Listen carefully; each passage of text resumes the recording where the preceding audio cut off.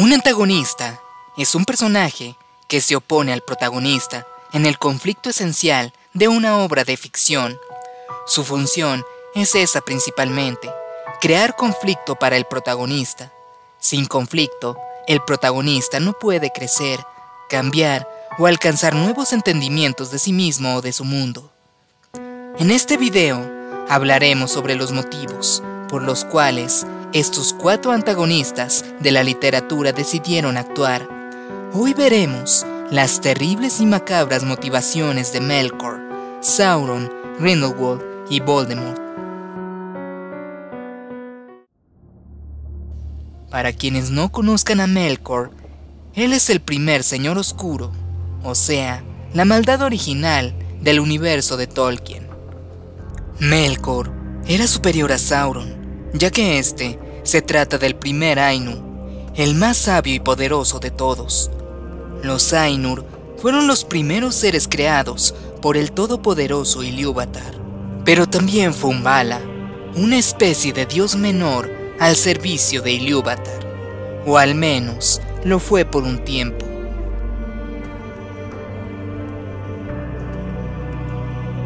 Morgoth, el otro nombre que recibió esta entidad, era algo así como la oveja negra de la familia, pues fue quien empezó a despegarse voluntariamente de su padre creador, ya que tenía un deseo desenfrenado por crear sus propias obras. El acto de rebeldía que representaba muy bien las auténticas intenciones de este Vala se vio cuando Ilúvatar convocó a sus hijos para que tocaran música. Cada uno de los Ainur iba acorde de manera armoniosa con la música de Ilúvatar, menos Morgoth, quien rompía completamente con la música de sus hermanos.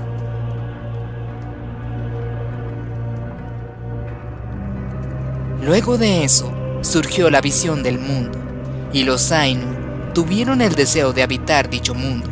Pero como te imaginarás, Melkor tuvo ese mismo deseo, pero de manera excesiva, y solo para moldearlo a su propia imaginación. Morgoth tenía la firme intención de apoderarse de ese mundo por toda la eternidad, algo que sus hermanos no permitieron, y desde entonces se hizo la guerra. Cada obra que sus hermanos hacían, tales como las montañas, los valles o los mares, Melkor las destruía o corrompía por sus celos y odio a todo lo que no fuera creado desde su imaginación. Como recordarán, el Anillo Único fue forjado en el Monte del Destino, mismo lugar donde se podía destruir. Bueno, ese sitio de pesadilla fue obra de Morgoth. Este es el motivo de este Señor Oscuro, el deseo de hacer sus obras desde el origen, no solo entretejer y reorganizar lo que Eru creaba, pero ese poder solo le pertenecía a Eru, lo que volvió loco de ira a Morgoth, una ira que lo hizo detestar todo lo que había sido creado, deseando la aniquilación completa de todo lo que existiera. Resumiendo mucho los motivos de Morgoth, en esencia, fue la envidia lo que lo hizo hacer todo el sufrimiento y la maldad en su mundo. Melkor quería todo o nada. Una vez que comprendió que no podía tenerlo todo, es decir, el poder de crear, el poder de usurpar a su hacedor, eligió la nada, aniquilarlo todo, como un niño malcriado que prefería romper un juguete antes de tener que compartirlo. Según el anillo de Morgoth, de haber ganado la guerra, Melkor habría destruido hasta los orcos y a sus demás obras, quizás porque eran algo así como la sombra de lo que habían hecho sus hermanos, algo que no podría tolerar ni de broma. No obstante, aún en la victoria, Morgoth igual habría sido derrotado, porque todo lo que destruyó todavía habría existido en potencia, como algo independiente de su propia mente.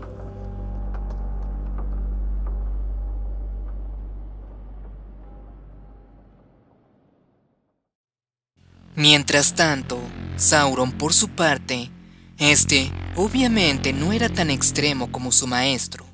Sauron era el lugarteniente de Morgoth, por lo que se dice que esto ayudó a que Sauron no llegara a ese nivel de locura. El párrafo que mejor explica las motivaciones de este Maya se encuentra en el anillo de Morgoth. Este Maya no se oponía a la existencia del mundo, siempre que pudiera hacer con él lo que quisiera. Aún conservaba vestigios de propósitos positivos que descendían del bien de la naturaleza en el que comenzó. Había sido su virtud y por tanto también la causa de su caída y de su recaída, que amaba el orden y la coordinación y le desagradaba toda confusión y fricción inútil. Fue la aparente voluntad y el poder de Melkor para llevar a cabo sus diseños rápida y magistralmente lo primero que atrajo a Sauron hacia él. Sauron, de hecho, había sido muy parecido a Saruman, por lo que todavía lo entendía rápidamente y podía adivinar lo que sería probable que piense y haga, incluso sin la ayuda de una Palantir o de espías, mientras que Gandalf lo eludió y lo desconcertó.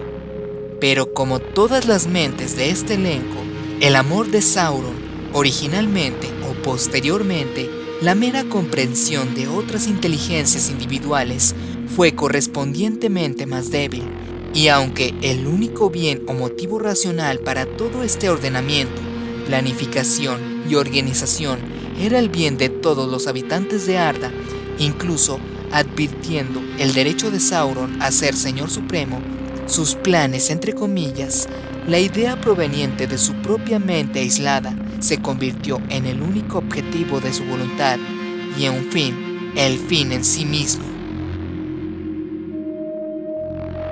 Sintetizando, Sauron quería someter a todo ser viviente bajo su voluntad, ya que éste amaba el orden, o al menos su propia definición de orden, que no era otra cosa más que él fuera obedecido de manera ciega y total, casi como si su propia conciencia fuera parte de la vida de los seres que habitan toda Arda. Básicamente, Sauron quería que todos fueran como sus 9 Nazgûl. Algunos teorizan que si Sauron hubiera tenido éxito conquistando la Tierra Media, este habría intentado liberar a su maestro de su prisión. Pero creo que de ser este el caso, Sauron igual encontraría su final, a manos de aquel que lo instruyó en el mal, pues como lo dije, Morgoth odiaba todo lo creado por su padre, y Sauron, al ser un Ainur, también sería despreciado con locura por Melkor, y lo terminaría aniquilando.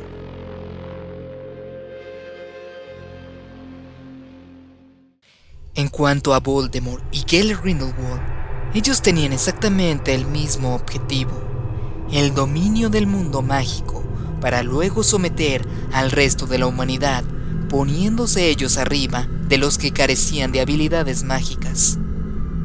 Aunque esto parezca simple, en realidad es más complejo y profundo de lo que se ve a simple vista, pues en la actualidad hay fans de Harry Potter que están del lado de Gellert, pues lo consideran una especie de antihéroe, palabra que en pocas palabras significa persona destacada o protagonista de una obra de ficción cuyas características y comportamientos no corresponden a los de un héroe tradicional. Otros dicen que los antihéroes quieren hacer el bien a través de un medio inmoral, y que estos personajes se sienten con el derecho de hacer lo que hacen, o sea, el fin justifica los medios. Esta idea hizo que un usuario de Reddit llamado Phantom Rice hiciera una teoría, la cual explicaba que el deseo de Gellert por obtener el poder del mundo era con el único fin de evitar que una de las más grandes catástrofes de la historia tuvieran lugar, por temor a que dicho conflicto terminara con el mundo mágico. Y sí, hablo de la Segunda Guerra Mundial, pues como lo vimos en la segunda entrega de Animales Fantásticos, Gellert sabía muy bien que dicho conflicto se presentaría luego de un par de décadas. Pero hay que tomar en cuenta que quizás Gellert solo quería salvar a los magos que pudieran ayudarle a alcanzar su objetivo de sometimiento global. Hay que decir que el discurso que utilizó Gellert para atraer más aliados también fue una estratagema maestra que mostró su capacidad para manipular y persuadir, desde los inocentes que había reunido hasta otros magos desamparados como Credence. Y por último, debemos tomar en cuenta que Gellert no se detendría hasta que otro mago como Dumbledore lo obligara a hacerlo. Algunos afirman que lo que tenía Gellert no era exactamente una mala intención, sino que éste genuinamente quería que el mundo fuera un lugar mejor, pero de la manera que solo él lo entendía. Grindelwald estaba convencido de que estaba tratando de hacer lo correcto a través de sacrificios, de los cuales al principio debió sentir lástima, por lo que se le ocurrió el bien mayor para justificar sus acciones tan extremas. La convicción sin moral es una de las cosas más peligrosas en el mundo. Tenía convicción, determinación, pero carecía de empatía genuina y no tenía nada que perder cuando llegó al poder.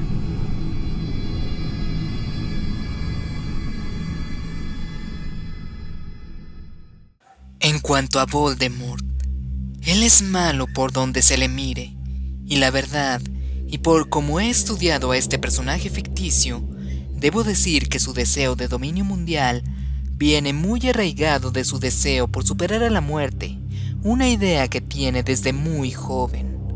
Verán, como muchos saben, Voldemort fue dejado en un orfanato por su madre Merope antes de morir. Según Rowling, ésta se enteró que los orfanatos eran lugares bastante horribles, donde los niños padecían de cientos de cosas perturbadoras, y algunos otros, bueno, terminaban su suscripción a este mundo en esas condiciones. Quizás fue de allí de donde nació el deseo de Voldemort por vencer a la muerte, pues eso era lo que intentaba evitar cada día en el orfanato. Cuando éste se dio cuenta de sus poderes, llegó a la conclusión de que él era especial, por lo que así sería más sencillo sobrevivir a su situación. Luego de ingresar a Hogwarts, este se dedicó a buscar información de su padre, al cual creía que se trataba de un gran mago. En un inicio, Voldemort estaba seguro de que su madre no era una bruja, pues éste estaba consciente de la muerte de Merope. Tom tenía la idea de que si su madre hubiera sido una bruja, ella había encontrado el modo de evitar su propia muerte. No fue sino luego de una ardua, tediosa e infructífera búsqueda que Tom aceptó que su madre se trataba de una bruja y que su padre era un simple muggle. En fin, algunos sostienen que otro motivante de Voldemort fue su deseo de poder. Dumbledore afirmó que Tom Riddle era quizás el estudiante más brillante de Hogwarts. Alguien tan poderoso como Tom Riddle sería tentado por el lado oscuro sin importar sus motivos. Pero, ¿por qué querría poder? Porque siendo el más fuerte, podría vencer a los demás y también vencería a la muerte. O al menos, eso era lo que Voldemort pensaba. Otro motivo, el cual ya muchos conocen, es el hecho de que Voldemort era todo un psicópata. Tom Riddle mostró los indiscutibles signos de tener problemas mentales. Incluso cuando era niño, este cometía actos muy sádicos y era lo suficientemente manipulador como para evitar ser detectado. Seguramente, herencia de su loca familia Gaunt y su narcisista familia Riddle. Pareciera que este mago estaba condenado desde el principio.